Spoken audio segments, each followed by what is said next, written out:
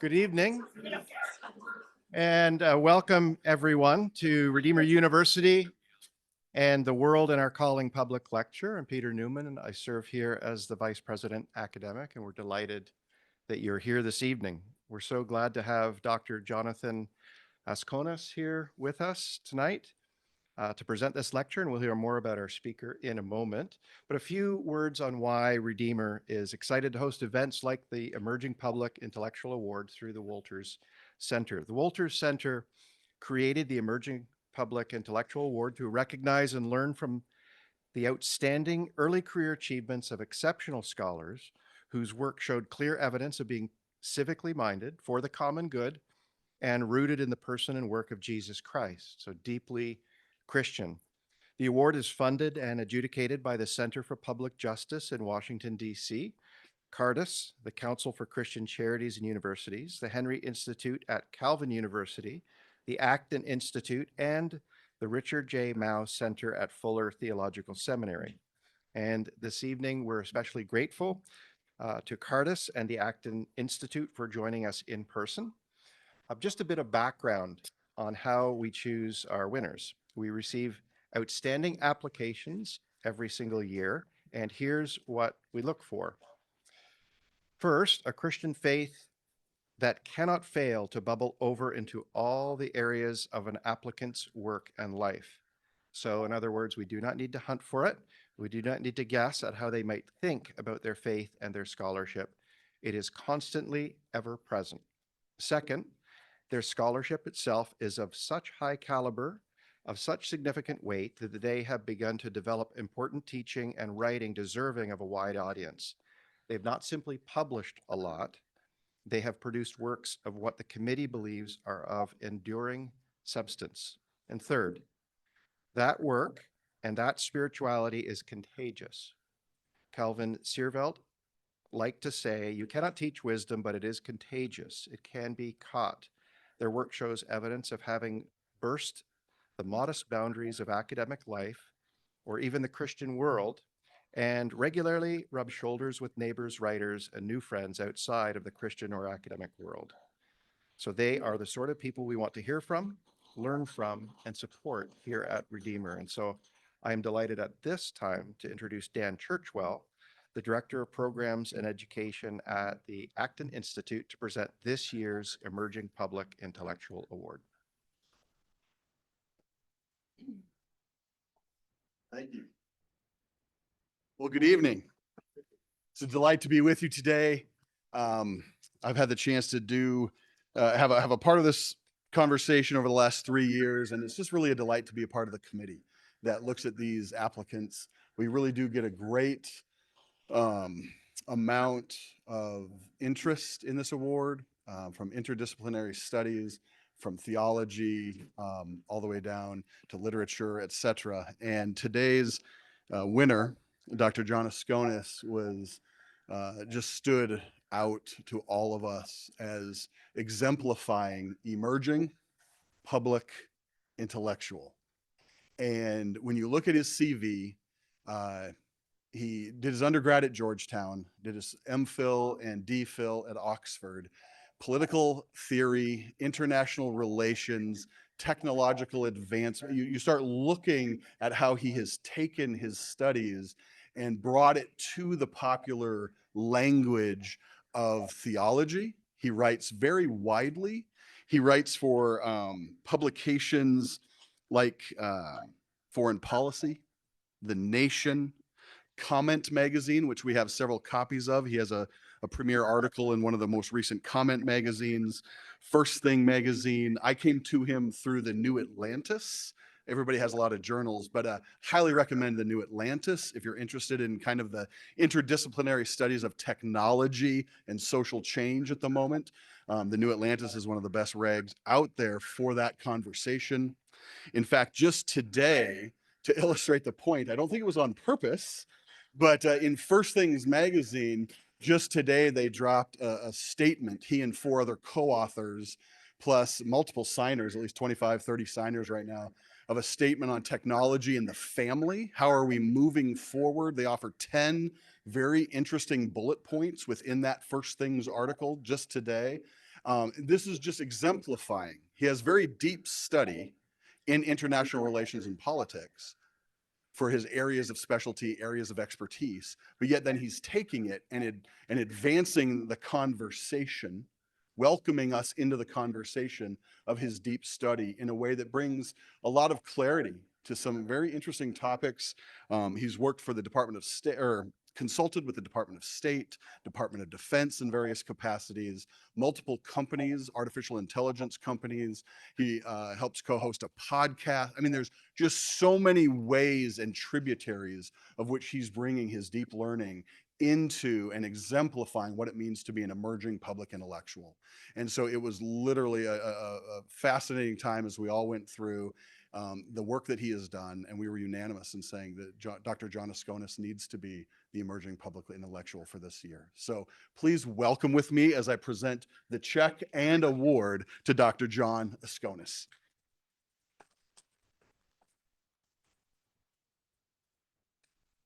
Thank you.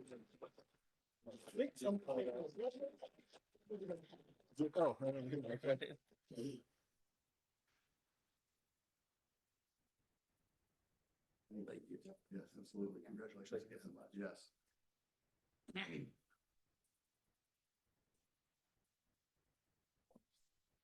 Wonderful. Thank you, Dan. And thank you all for being here. My name is Dr. Jessica Joustra, and I direct the Walter Center, which hosts this award. And you all have heard so many things already about our speaker, and no doubt that hopefully has gotten you quite interested in what he has to say. Like Dan has said, one of the things our committee noticed was his interdisciplinary breadth. He has a lot to say about a lot of different disciplines from deeply rooted Christian perspective. So you don't need to hear more from us anymore about why you should hear from John, Dr. Askonas. Let's hear from him. Tonight, we are so excited to welcome him to give the world in our calling lecture entitled Christ or Barabbas, Christian Political Theology in a Post-Christian Society. Welcome.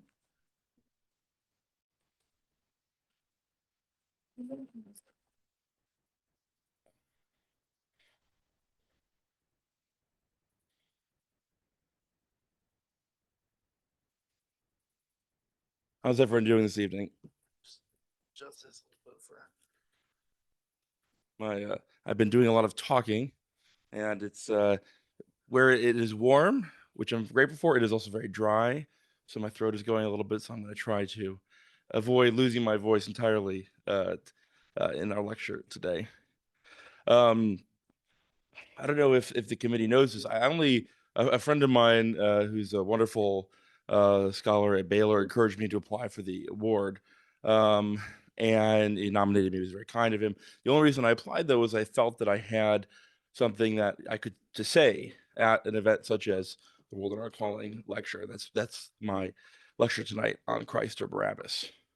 I think to be a Christian in the West today, in the United States and Canada, is to ask implicitly or explicitly the question, how should Christians relate to an increasingly post-Christian society?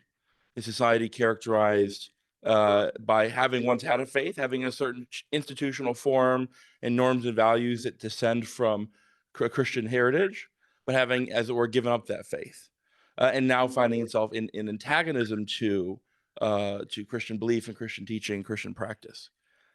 And this question, even in the title of the lecture about post-Christian society, is really a misnomer. It is really a way of sugarcoating the problem, which is how should Christians relate to a post-Christian state? I don't think any Christian has trouble relating to their neighbors who may be of another faith or of no faith at all. It's not really so much the problem that there are civic society organizations and businesses that are persecuting Christians, or forbidding them to practice, although that is something of a problem. It comes to a point at the question of when the state is involved in regulating and either demanding things of Christians that they cannot do, or of commanding them to do things that they ought not to do. So this question is really about how should Christians relate to a post-Christian state? It's therefore a question of political theology, of the relationship between the Christian religion and the practice of politics.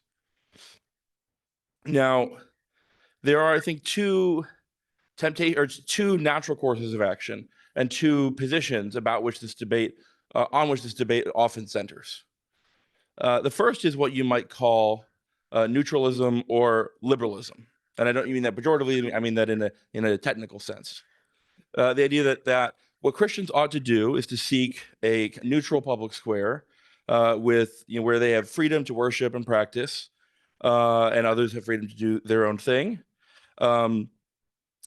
Now, there's something this can be a beneficial situation, and so the Redeemer has fought very hard for its freedom of worship. I think there are some natural problems with it and criticisms that have been made throughout history. The first, of course, is that there seems to be for Christians to simply say there's nothing that can be said about a way that society ought to be ordered seems to run afoul of basic tenets of Christian belief, and more importantly, of the notion of the kingship of Christ and the extension of the kingship of Christ over all of creation. There's a second problem, which is much more practical, which is that this solution seems not at all sustainable. So a theology of two swords, of a spiritual power and a temporal power, never the twain shall meet, means something quite different when those swords are wielded by institutions that directly oppose and attack each other. Dietrich Bonhoeffer, reflecting on the situation in Germany that he had lived through, leading up, of course, to the crisis of the Nazi regime, said that Luther's doctrine of the two kingdoms was misinterpreted as applying the emancipation and sanctification of the world and of the natural. Government, reason, economics, and culture arrogate to themselves a right of autonomy, but do not in any way understand this autonomy as bringing them into opposition to Christianity. In other words, because those fields are not, in fact, autonomous from the truth. And Bonhoeffer had seen this play out himself in Germany, where the arguments made as part of the Kulturkampf against the Catholic Church were then wielded by the Nazi regime against all Christian churches. But lurking behind this practical problem is the issue that the state of the neutral public square, the state that just provides options for everyone, may have actually, in its post-Christian form, become something quite different than what it was before. So this is a problem of liberalism. The common alternative to liberalism is what some have called Christian nationalism. The idea that Christians ought to proactively reclaim the public square, reclaim politics for Christ, in a sense. The one obvious problem with this is that, except perhaps in its most spiritually focused forms, this presumes a reclamation of the temporal sword, perhaps a reclamation by force, and a contestation for power, a turning of Christianity into a kind of political faction within the state that could then take over the state. And then, of course, the question of what the state under this Christian nationalist regime would be used for comes into question. Neither of these options seem to comport with the kinds of political theology that we see often in Christian history. So are we missing something? I want to contend tonight that there's a third option here, and that we can come to understand this third option by looking back at a quite obscure debate, almost 100 years old, between two German scholars and friends who had a falling out over these very questions. The first is the legal theorist and sometimes described as the crown jurist of the Third Reich, Carl Schmitt, and the historical theologian Eric Peterson. And I think this is a debate that is it's not what it first appears to be.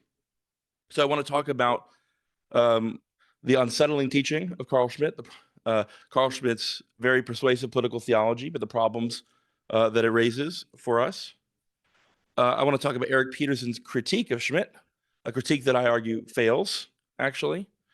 Then I want to talk about Eric Peterson's real critique of Carl Schmitt, and the one that I think has legs and which has something very important to say about the position that Christians find ourselves in the West today. So I'm taking advantage of a captive audience, and I've just been given an award for being an intellectual. So I'm going to allow myself to dwell on a somewhat esoteric topic for a little bit in order to come back to, I think, quite an important So before Schmidt today, of course, is infamous for his involvement with the Nazi regime. He became a member of the Nazi Party. He wrote apologia for Nazi approaches to rule of law, although he was basically sidelined even before the beginning of the Second World War. So was not a direct participant in some of the horrors that happened during the Second World War. But he became famous for his criticisms of the Weimar Republic that preceded in the interwar period. Criticisms about its, as it were, sort of a lack of potency. He wrote a book called Political Theology, in which he argues that all political concepts are secularized versions of theological concepts. This is, by the way, this is a claim that he's making. He's not a theologian. He's making a sociological claim. In other words, that our ideas about God, our ideas about the cosmos, are also therefore ideas about power and the use of power, and those find themselves, those become crystallized into political concepts, and that even after the dissipation of an underlying religious belief, religious practice, those concepts survive. They have a kind of theological history. I think this is not such a hard thing to understand from our present day position. It seems quite obvious that, for example, our ideas about human rights, our ideas about sovereignty, our ideas about equality, our ideas about freedom have distinctly Christian origins, and that those concepts have survived even into a kind of post-Christian society. For Schmidt, the issue, the point that he's trying to draw into in his political theology is the sort of impossibility of the political regime of the kind of parliamentary democracy of Weimar Germany, which he saw as characterized by its inability to decide, to make decisions, to act in a decisive fashion. And then this, of course, is one of the things that eventually attracted Schmidt to a leader, as it were, Führer, Hitler. Now, that is all 20 years in the future. He later writes a book to explain what the nature of politics itself is, a book called The Concept of the Political. He points out that, yes, what does it mean for something to be political? What does it mean for something to be politicized? To simply say that it relates to government is a bit of a tautology, right? 20, 30 years ago, bathrooms were not political. Today, they are political. You could simply say, well, now our government has decided to regulate them in quite a distinctive fashion, but that's, again, a tautology. Why did our government decide in the United States and in Canada to regulate them in a different fashion? Schmidt says that the essence of the political is the friend-enemy distinction.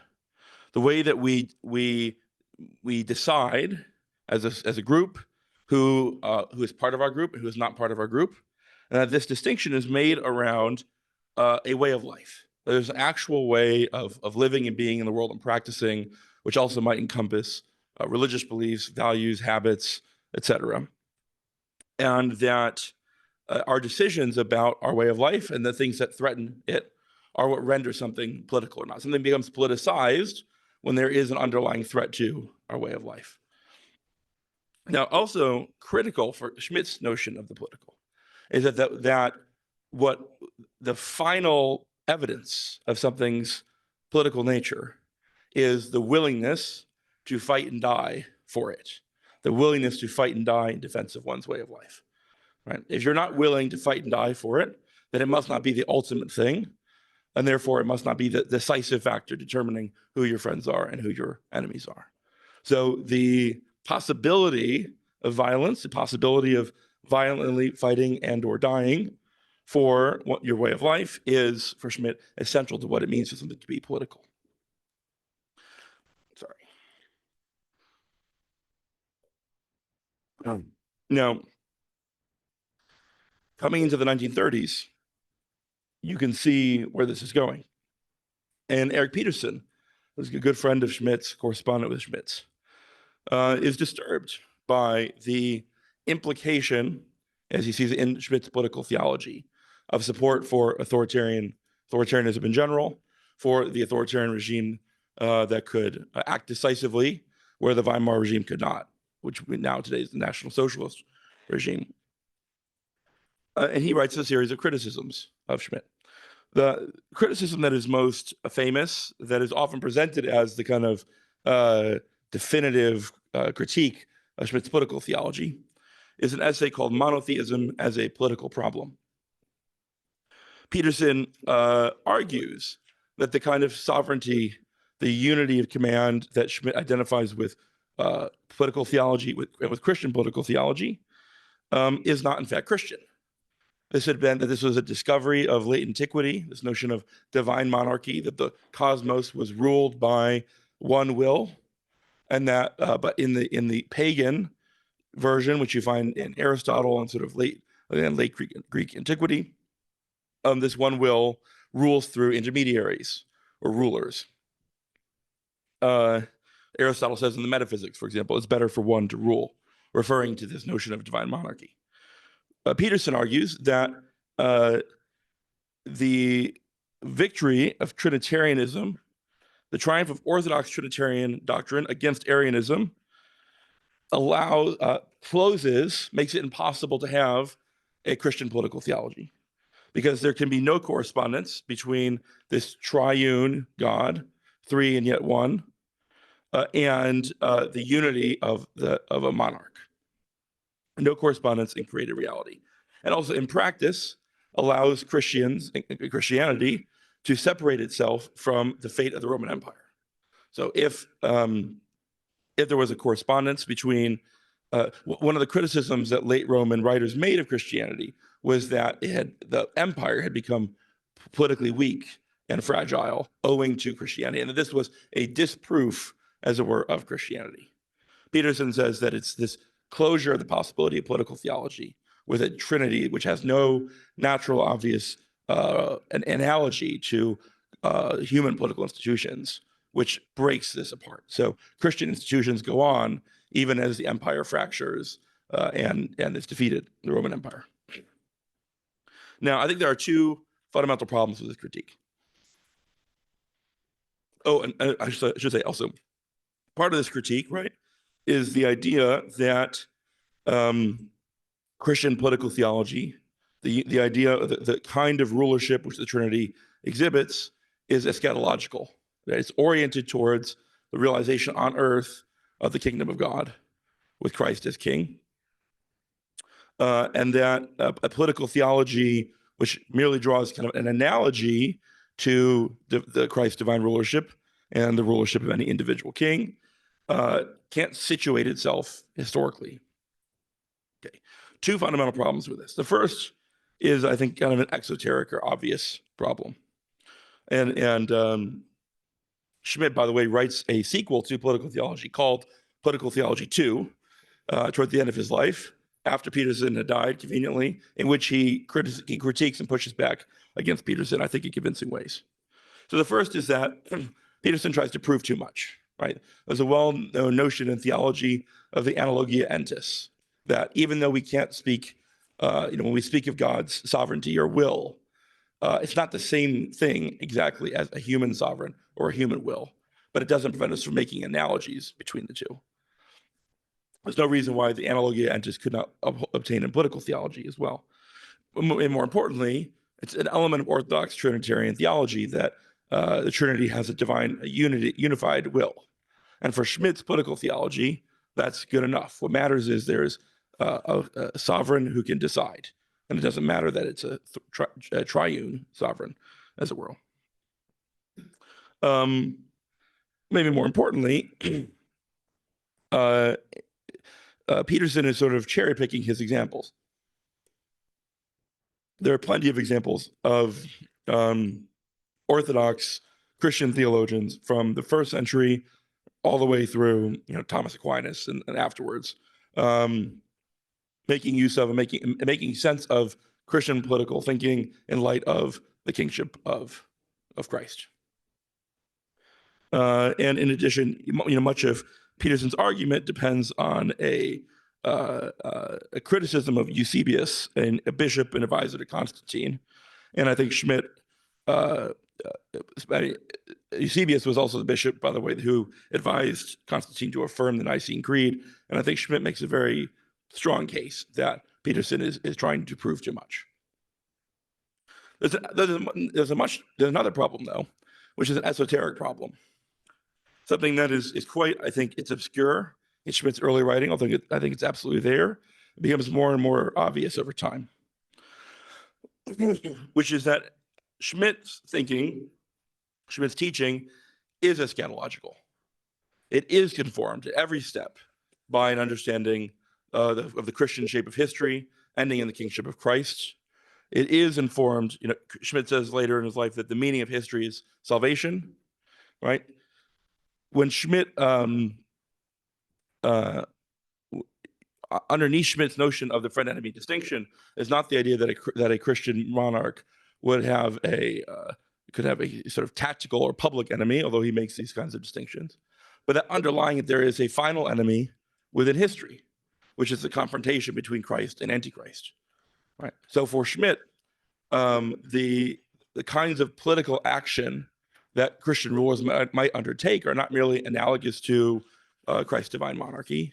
They are, in the best case, participating in a history, participating in, on the one hand, obviously the natural goods of public order, but also with the understanding that empire in traditional Christian thinking has had the role of a catechon, of a restrainer of apocalypse, and ultimately restrainer of Antichrist, right? This, I think, is sort of esoteric or implicit in Schmidt's concept of the political, but it is there, and you can point it out in a few interesting passages, and it's explicit in Schmidt's later writing. So if Christian political theology must be eschatological, it must have in mind the fact of Christ, that the end of history will bear Christ's actual kingship and a confrontation between Christ and Antichrist. You can't really make this criticism of Schmidt's political thinking. So what then is the real critique that Eric Peterson might have to make of Carl Schmitt, and the one that we must, I think, learn from? Jacob Taubes, clearly Schmidt's compromise with the Nazi regime bore very heavily on Peterson. Taubes decrypts an obscure footnote in one of Peterson's essays, a footnote to a section of the City of God, to suggest that Peterson is comparing Schmitt to Cicero, who supported Augustus as a bulwark of the Republic against the even more dangerous Antony, who then delivered Cicero over to Antony and proceeded to destroy the Republic. So Schmitt, who saw himself as supporting causes opposing the forces of Antichrist, was in fact, as he later admitted, a hastener against his will, right? The regimes which he supported actually furthered these developments within history, which we can talk about more specifically later if you want. And late in his career and after Peterson's death, Schmitt wrote a belated response to his one-time friend. It's Political Theology 2, as I mentioned. So something haunted Schmitt. To understand what wounded Schmitt, what provoked him to bitter rage, one should not look at what he wrote, but by what he refused to write, refused to address, that to which he had no response, and in the face of which he remained silent. Sorry. So what was the line of argument that the critique Peterson made of Schmitt that he had no response to? Remember, for Schmitt, the willingness to fight and die for a way of life is essential to political action. So if we're to inquire from this sort of Schmittian perspective what a Christian political theology entails, we need to ask the question, what is the relationship between Christians and their political and public presence and violence?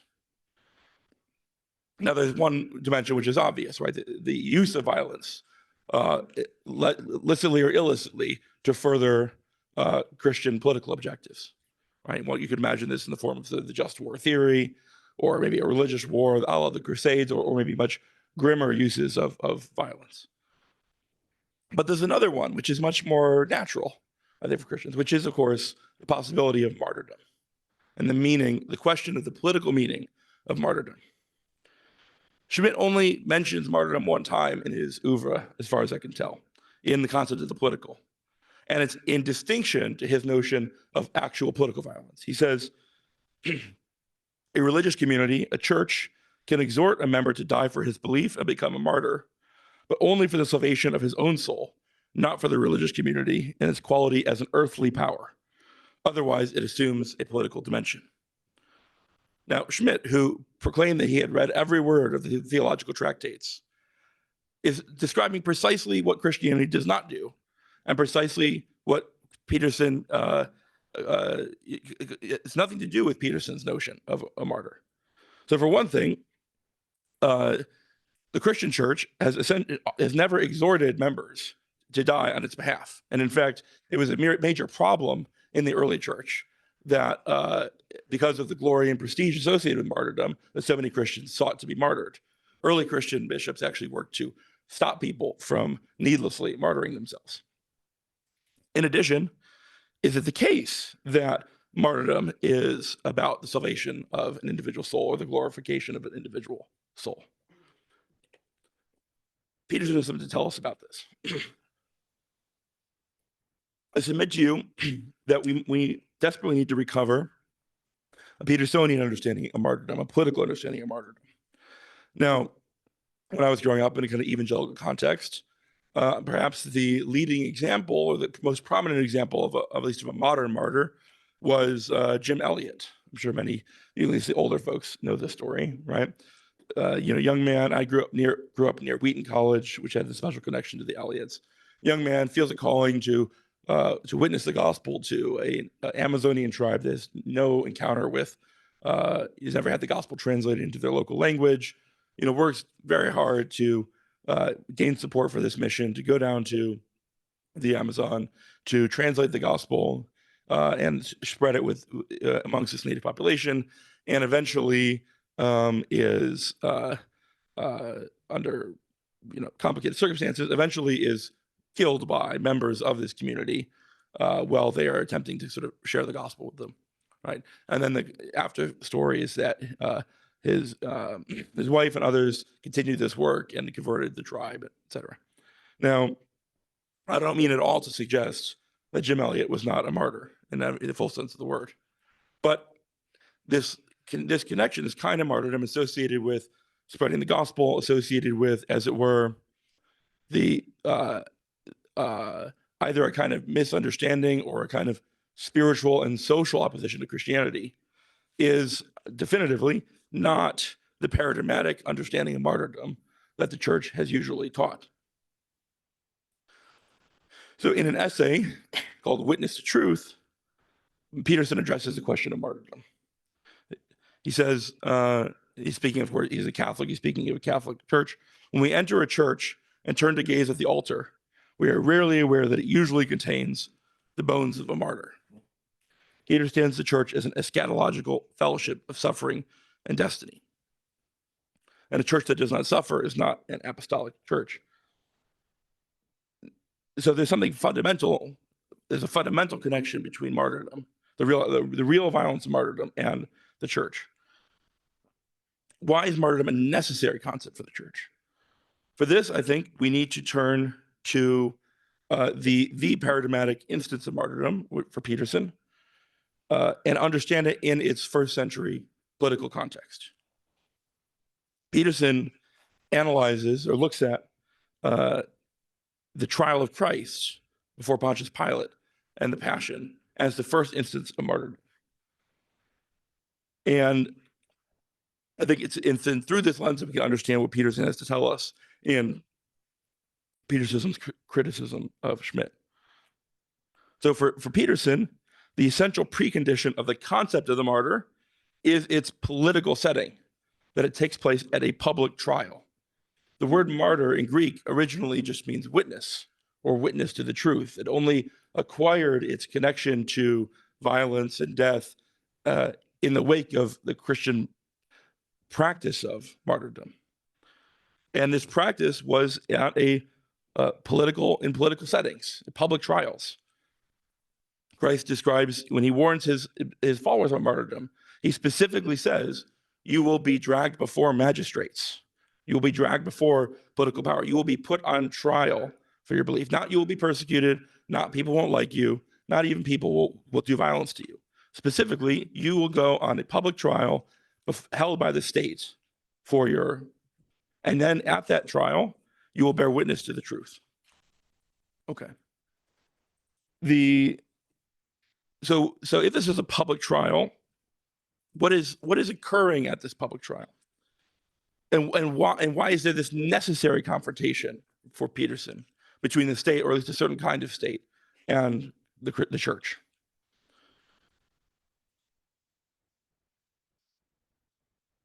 Peterson points out in this essay and in another essay on Christ as Imperator Mundi that all of the political symbolization of the New Testament, and especially the book of Revelation, has a correspondence to Roman political symbols. So, for example, in the book of Revelation, the lampstands correspond to the candelabra at the courts of the Hellenistic and Roman rulers.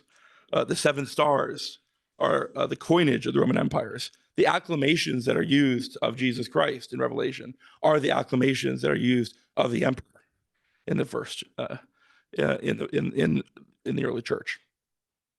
So the political trial is a confrontation, as it were, between the state and the kinds of authority claims that it makes, and the church and the kinds of authority claims that it makes, and most specifically, the claim of the authority of the rightful kingship of Jesus Christ. We see this on display in the trial of Christ. It's interesting in the Nicene Creed, the political figure that is mentioned, the only one, is Pontius Pilate, the Roman governor. So what is the significance of Pilate?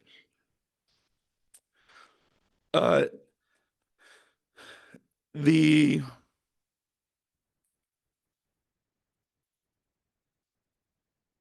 part of the context of the early church, in the political context of the early church, is something which I think I didn't understand until very late, which is the political transformation of late antiquity, and specifically the political transformation that occurred right before the birth of Christ. Right.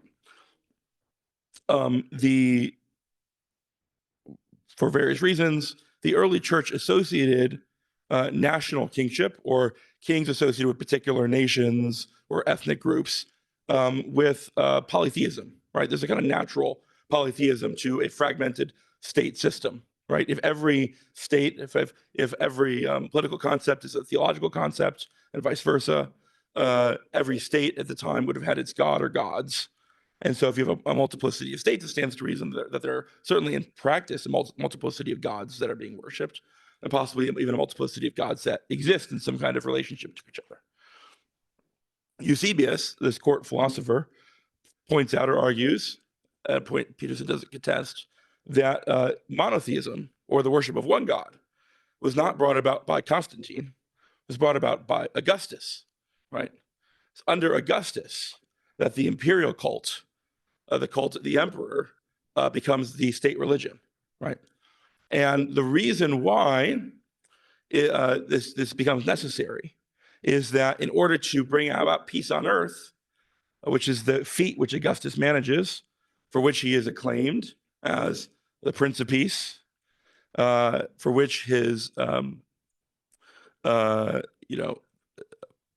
it's fascinating how many analogies there are actually between the birth of Christ and the birth of Augustus and the reign of Augustus, right? Commented on at the time. Having established a unified political order, you have to raise the question, what is holding this whole thing together? And the thing that's holding it together is a unified imperial vision of mankind and of the cosmos, one important element of which is the cult of the emperor. So if you no longer have smaller Republican political institutions based upon common citizenship, because the Roman Republic has expanded so much, and there's so many people who are part of it who are not citizens, then what is holding this disparate thing together? It's the cult of the emperor. So this thing, which becomes the characteristic practice that Christians resist, was not some like enduring political characteristic. It was something that was distinctive to the empire. The empire, the Roman Empire, made the kinds of universal claims about the world, about truth, about human beings that were not necessarily characteristic of all kinds of states that existed before or have existed since. We'll return to that. So at the trial, what is at stake in the trial of Christ? What is the thing that Pilate wants to know? He wants to know if Christ is claimed to be king, if Christ is a political threat to the empire. Peterson points out that as part of the trial, Pilate asked the Jewish leaders if they acknowledge Christ's supposed claims to kingship. And what do they reply? They say they have no king but Caesar, right? They are, and then immediately afterwards, something we're going to discuss in a second, Pilate, and Peterson comments on this, I'm sure thinking of Schmidt.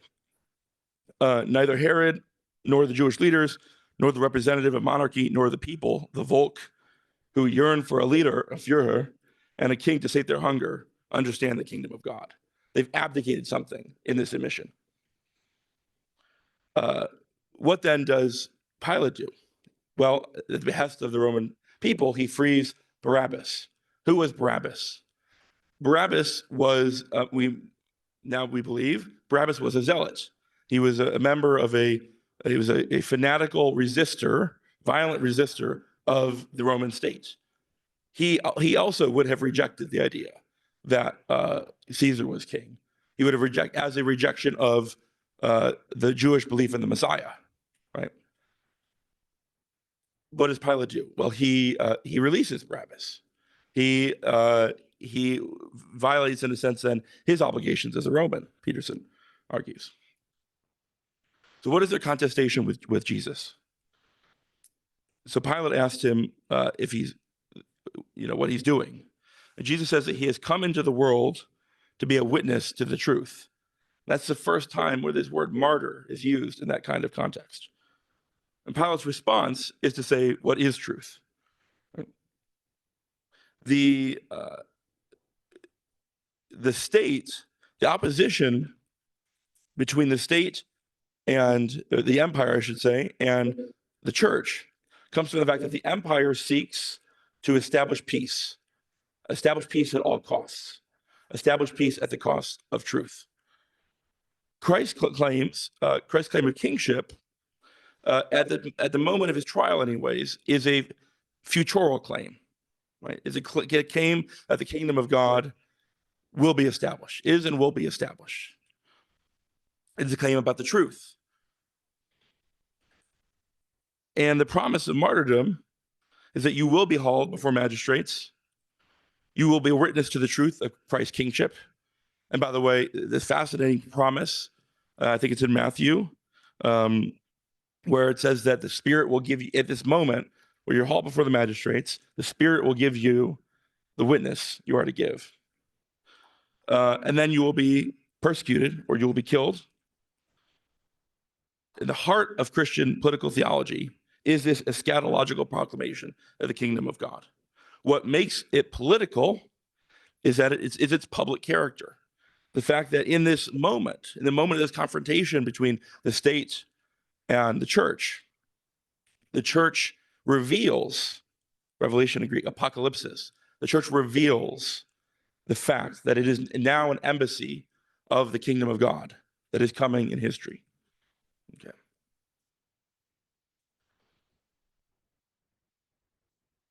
So what makes martyrdom necessary at this moment in time? Remember that the political context in which Rome demanded worship of the emperor was a new political context at the time in the first century. Martyrdom becomes necessary when there is in the political order no possible concept of political activity based on alleged neutrality. In a world where actual political institutions no longer exist because Caesar had transcended them all, right? How did Augustus become Caesar? He didn't, there was no overthrow of the Republic.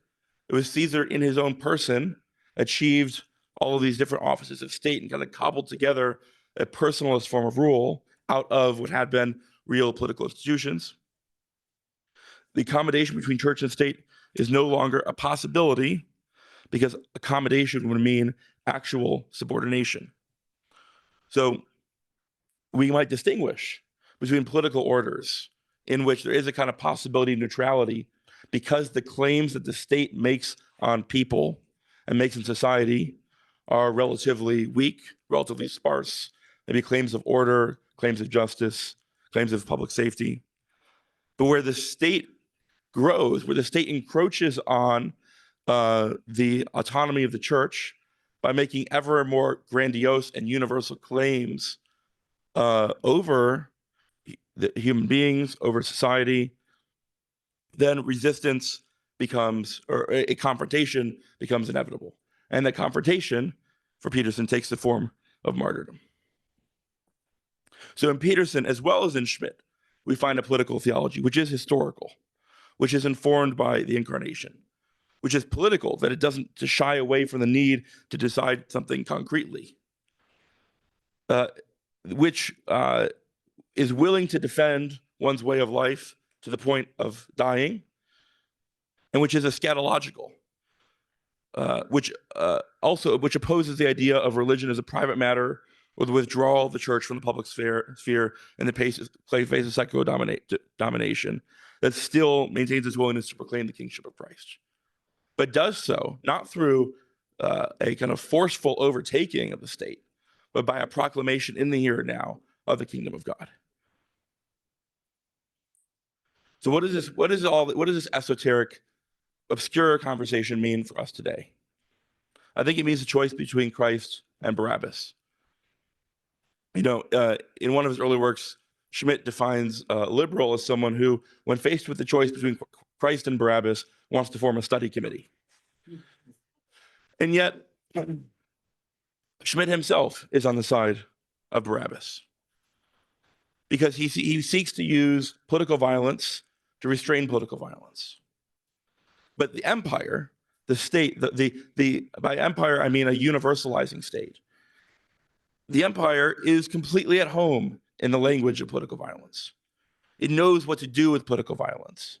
The reason why Pilate must kill Christ and he can let Barabbas go is that whether it's in 1 year or 5 years or 10 years, Barabbas will have another confrontation with the Roman state, and the Roman state knows what to do with people like Barabbas, right? Those who seek to wield political violence to overthrow an entity which thrives on political violence stand no chance at all. This is why Christ says in Matthew 26, when Peter has drawn his sword to defend Christ, he says, "Put up again thy sword into its place, for all those that take the sword shall perish by the sword." This is not, this is tactical advice. He's not saying this isn't going to work. He's not saying we don't want to fight about this. He's saying empire, Rome, knows what to do with your approach. They do not know what to do with what I'm going to do, which is the death and resurrection, right? Paul says that if the principalities and powers, in other words, if the archons of the state, which is what that term means in its early Christian context, if the principalities and powers had known what they were doing, they would not have sacrificed the Lord of glory. So the way of Christ is to take up the cross, not the sword. My kingdom is, John 18:36, my kingdom is not of this world. If my kingdom were of this world, then would my servants fight. And again, this eschewing of political violence in order to impose some kind of Christian regime is not weakness. It's not meekness. It's not cowardice, because what we're called to is in some ways requires more courage, which is to bear witness to the truth, to bear witness to Christ's kingship, not just in the future, but today in our own lives, in our society.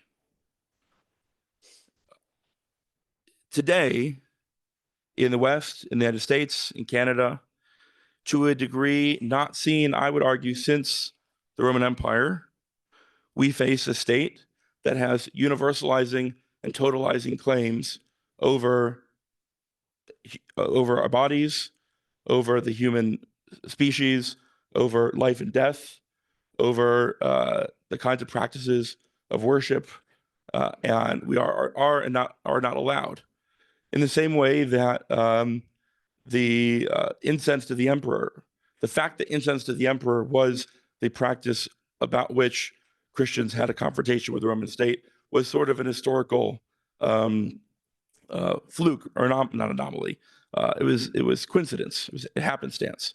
What was inevitable was the confrontation between a state which made those kinds of claims on humans and the Christian church, which also makes universal claims on humanity, but in a very different direction. In the first century, in the early church, and today, we associate a state which makes universal claims of this kind with Antichrist and the idea of Antichrist.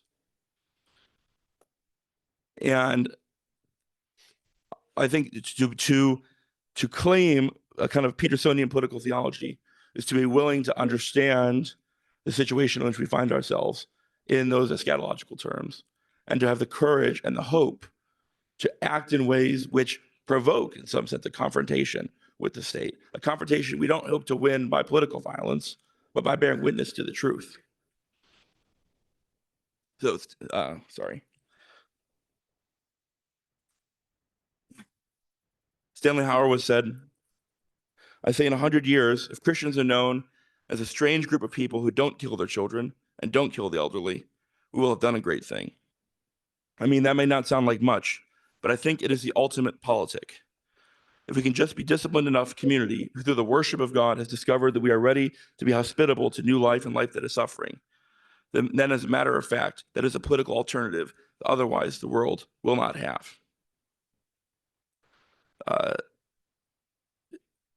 This confrontation the church faces in the West between the church and the state is in some sense now beginning. I think it's undeniable as we move into a post-Christian society with a state that makes these kinds of universal claims. We are in new territory.